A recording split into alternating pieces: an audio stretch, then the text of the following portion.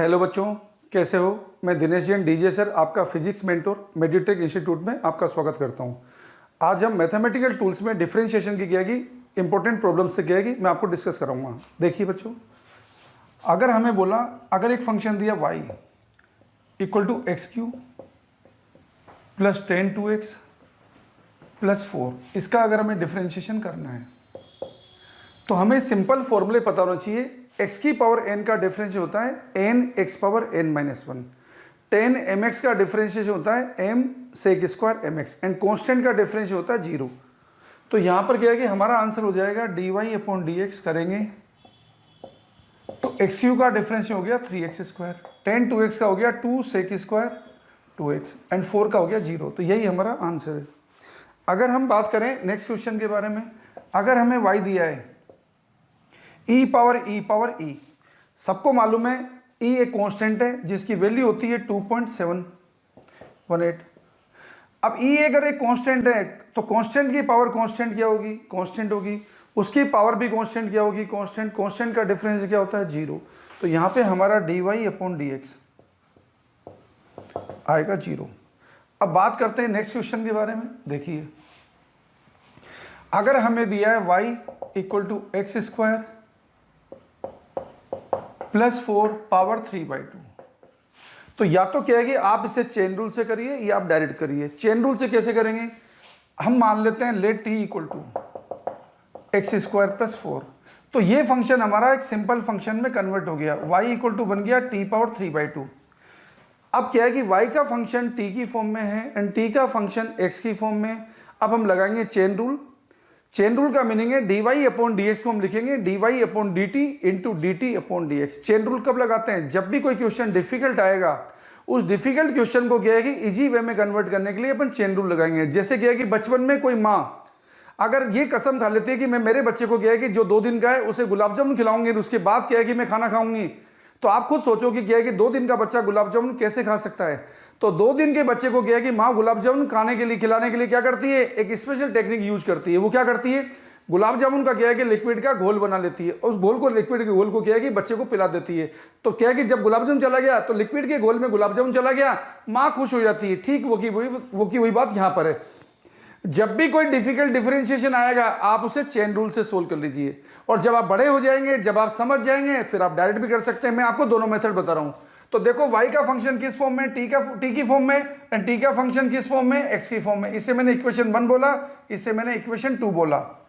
अब मेरे को चाहिए dy/dx, मैंने लिख दिया dy/dx को, मैंने लिख दिया dy/dt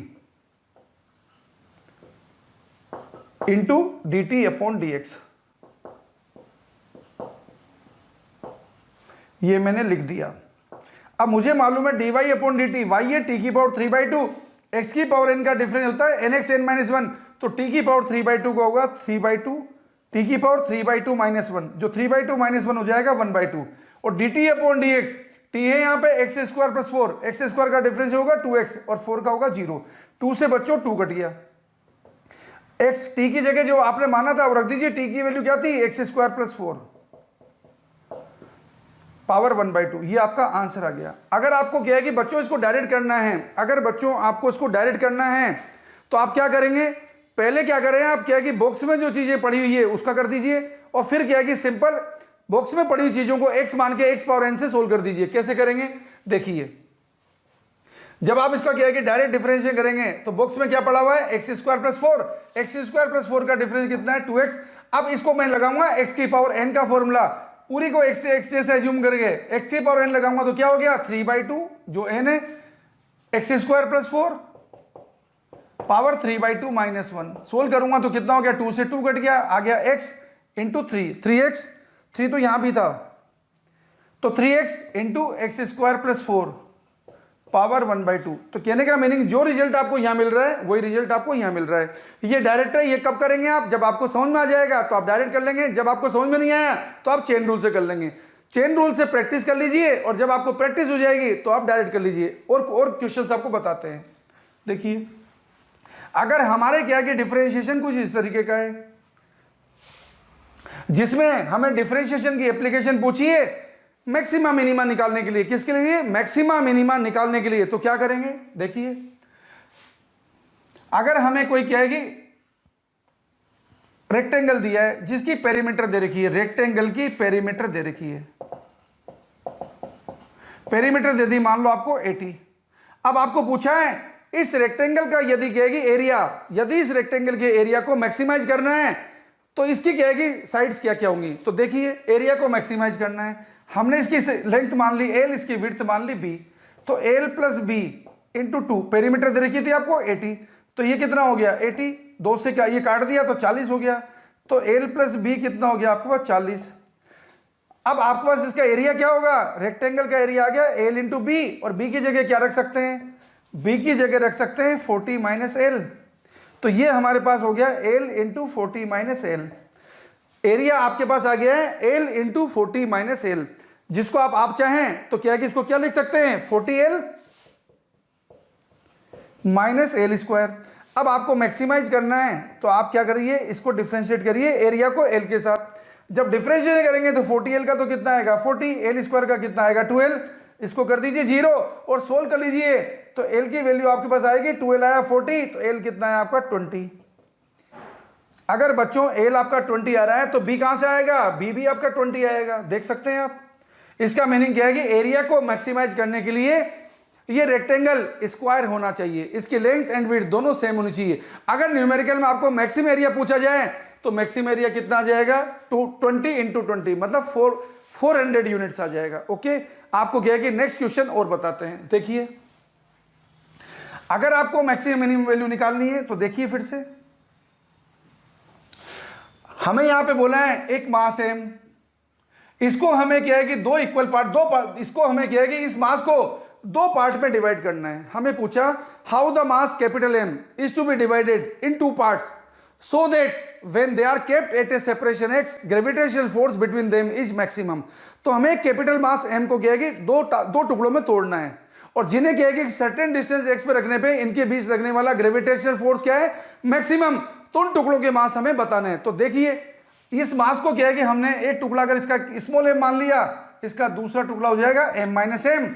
अब ग्रेविटेशनल फोर्स कितना लगेगा दो पॉइंट मास के बीच में, ये ग्रेविटेशनल कांस्टेंट है g, m1 m2 upon r square, क्योंकि डिस्टेंस क्या रखी थी हमने x, ये डिस्टेंस रखी हमने x, आपको बोला ये स्मॉल m और ये m माइनस m, इनके बीच की डिस्टेंस x है, तो ये ग्रेविटेशनल फोर्स है। इसको सोल्व करेंगे तो हमें आएगा g mm minus m square divide by x square. अब आपको फोर्स को मैक्सिमाइज करना है, तो वेरिएबल क्या है, वेरिएबल है यहाँ पे m, क्योंकि g कांस्टेंट है, कैपिटल M कांस्टेंट है, x कांस्टेंट है, तो फोर्स को मास के साथ डिफरेंशिएट कर दीजिए। डिफरेंशिएट करेंगे तो g अपॉन x स्क्वायर, ये तो कांस्टेंट था, और mm का क्या आया m, और m स्क्वायर का क्या आया 2m, इसको कर दिया 0। तो सोल्व करेंगे g 0 नहीं होगा, x स्क्वायर 0 नहीं होगा, तो 0 खाली कौन बनेगा, 0 खाली कौन बनेगा, m माइनस 2m 0 बनेगा। तो m माइनस 2m को हमने कर दिया 0, तो हमें यहां से क्या मिला, हमें यहां से मिला m इक्वल टू मिला m बाई 2। अगर स्मॉल m बाई 2 है तो ये वाला पार्ट भी कितना हो जाएगा, ये m माइनस m बाई 2, ये भी कितना हो जाएगा m बाई 2। अब अगर आपको क्या है कि फोर्स की मैक्सिमम वैल्यू बतानी है तो ये जो इक्वेशन है ना फोर्स की, इस फोर्स की इक्वेशन में वैल्यू रख दीजिए, तो आपको मिलेगा g m by 2 divide by x square. तो फोर्स की मैक्सिमम वैल्यू कितनी आ गई, फोर्स की मैक्सिमम वैल्यू आ गई G M square upon 4x square. ये फोर्स की मैक्सिमम वैल्यू है, ये फोर्स की मैक्सिमम वैल्यू, या इससे आपको क्या मिलेगा, फोर्स मिलेगा मैक्सिमम। अब आपको क्या है कि डिफरेंशिएशन के और क्वेश्चंस बताते हैं, लेट्स सी।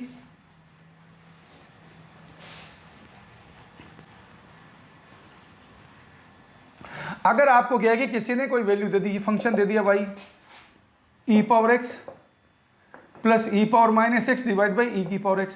यहां पे क्या है कि कई सारे बच्चे डिवीजन वाला फॉर्मूला लगा जाते हैं, लगाओगे तो सोल्व तो हो जाएगा लेकिन लंबा होगा। अगर आप क्या है कि नीट जैसे एग्जाम दे रहे हैं तो आपको क्या है कि लंबा अगर सोल्व करोगे तो आपको क्या है कि मार्क्स मिल जाएंगे, लेकिन क्या है कि कुछ क्वेश्चन छूट जाएंगे, आपके सिलेक्शन से आप वंचित हो सकते हैं। आपको क्या है कि यहाँ पे स्मार्ट ट्रिक क्या लगाओगे, इसको हम क्या लिख सकते हैं, e power x upon e power x plus e power minus x divide by e power x। इसको सोल्व करेंगे तो कितना है 1 plus e power minus 2x।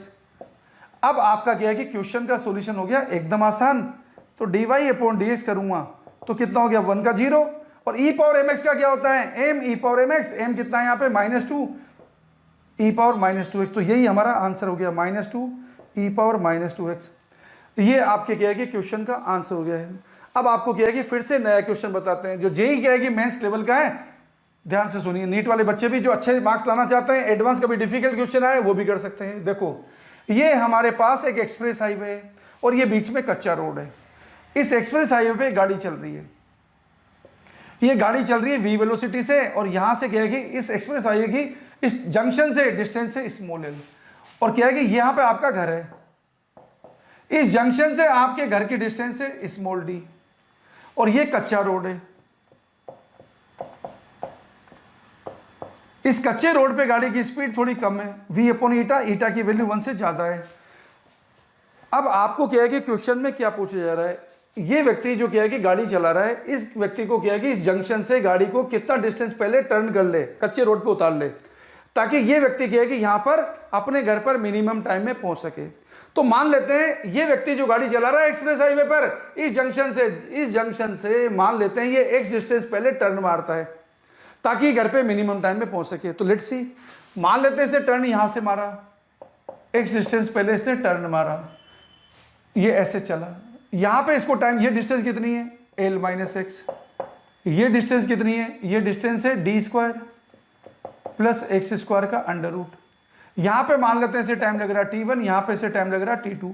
हमें टाइम को मिनिमाइज करना है, हमें टाइम को मिनिमाइज करना है, तो क्या करेंगे, देखिए टोटल टाइम हो गया t1 कितना है, t1 है यहाँ पे l - x upon v, t2 कितना है, t2 है हमारे पास under root d² plus x² divide by v upon eta. अगर हमको क्या है कि t को मिनिमाइज करना है तो हम करेंगे डिफरेंशिएशन, l अपॉन v तो कांस्टेंट था 0 हो गया, -1 अपॉन v प्लस ये आ जाएगा eta upon v, under root x का डिफरेंस होता है 1/2 रूट x, तो इसका under root d² plus x² हो गया 1/2 रूट d² प्लस x²। अब d² प्लस x² करेंगे, d तो कांस्टेंट है उसका तो 0, और x² का कितना हो गया 2x, इक्वल टू क्या कर दिया 0, इस 2 से 2 कैंसिल हो जाएगा, इस v से आगे v कैंसिल हो जाएगा। तो फाइनली हमारे पास इक्वेशन क्या बनेगी, 1/v इक्वल टू क्या बना, ईटा x upon v d² plus x² का अंडर रूट, ये हमें मिला। इस v से क्या हो गया, इस v से क्या हो गया, इस v से ये v कैंसिल हो गया, तो under root d² plus x² क्या आ गया, ईटा x। अब दोनों साइड क्या कर दीजिए, स्क्वायर कर दीजिए, तो क्या मिला, ईटा² x² इक्वल टू क्या हो गया, d² plus x², x² common ले लीजिए, क्या बना, ईटा² -1 इक्वल टू d²। सोल्व करेंगे ना तो x की वैल्यू कितनी आई, सोल्व करेंगे तो x की वैल्यू कितनी आई, x की वैल्यू आई d अपॉन ईटा² -1 का अंडर रूट, ये x की वैल्यू आई। यहां से क्या है कि ये टर्न मारेगा इतना डिस्टेंस x से d अपॉन अंडर रूट ईटा² -1 से, तो इसका क्या है कि टाइम मिनिमम होगा। अगर आपको क्या है कि कभी वेरीफाई करना हो, वेरीफाई करने के लिए कोई भी नहीं बोलता, आपको वेरीफाई करना है, इसका डबल डिफरेंस करना पड़ेगा d2t अपॉन dx²। अगर वो ग्रेटर देन 0 आता है तो फंक्शन देगा मिनिमम वैल्यू, लेस देन 0 आता है तो फंक्शन देगा मैक्सिमम वैल्यू, तो आपको कोई वेरीफाई करने को बोलता नहीं है। तो ये आपने देखा, हमने क्या है कि टाइम मिनिमाइज कर लिया। एक और क्वेश्चन देखिए,